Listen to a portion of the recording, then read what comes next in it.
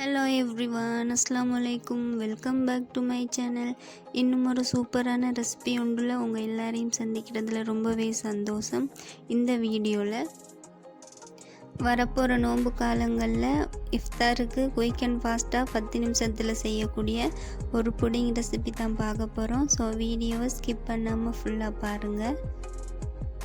இப்போ தான் என் சேனலை ஃபஸ்ட்டாக பார்க்குறீங்கன்னா மறக்காமல் சப்ஸ்கிரைப் பண்ணிவிட்டு பாருங்கள். இப்போ வாங்க வீடியோக்குள்ளே போகலாம்.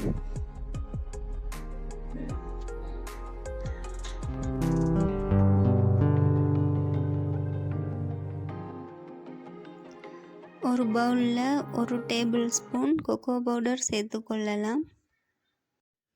இது கூட 1.5 டீஸ்பூன் கஸ்டர்ட் பவுடர் சேர்த்துக்கொள்ளலாம். சேர்த்துட்டு 65 ml கப்பால் 1.5 கப் அளவு பால் சேர்த்துட்டு கட்டிகள் இல்லாதபடி நல்லாவே கரைச்சி எடுத்துக்கொள்ளுங்க.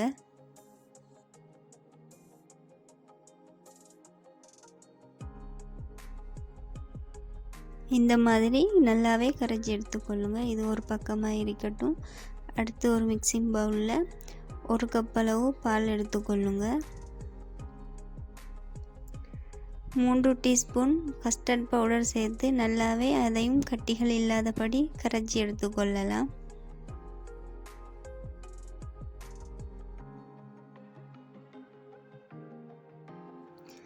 கஸ்டர்ட் பவுடரை கட்டிகள் இல்லாதபடி நல்லாவே கரைச்சி எடுத்தாச்சு. இப்போ ஸ்டவ்வில் ஒரு பேன் வச்சு நாம் கரைச்சி வச்சிருக்கிற கஸ்டர்ட் மிக்ஸை சேர்த்து நல்லாவே மிக்ஸ் பண்ணி விடுங்க.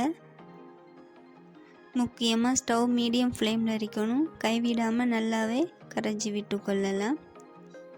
இப்போ இது கூட 2 டீஸ்பூன் சீனி சேர்த்து கொள்ளலாம்.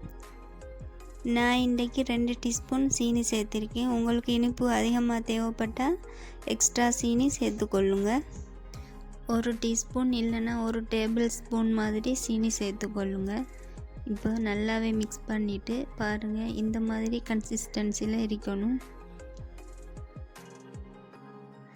இப்போ புடிங் நல்லாவே தயாராகிட்டு இப்போ ஒரு பவுலுக்கு மாற்றி கொள்ளலாம்.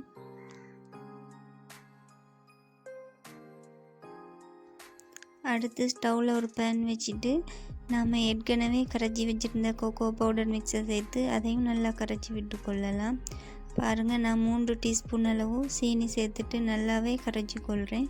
கரைச்சிட்டு ஒரு ஸ்பேச்சுலா வச்சு நல்லாவே மிக்ஸ் பண்ணி கொள்ளுங்க.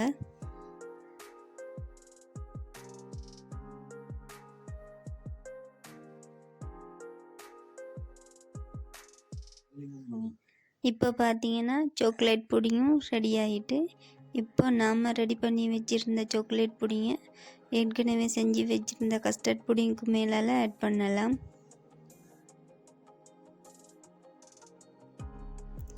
இந்த மாதிரி சேர்த்ததுக்கப்புறமா எல்லா இடமும் படுற மாதிரி நல்ல ஈவனாக ஸ்ப்ரெட் பண்ணி விடுங்க.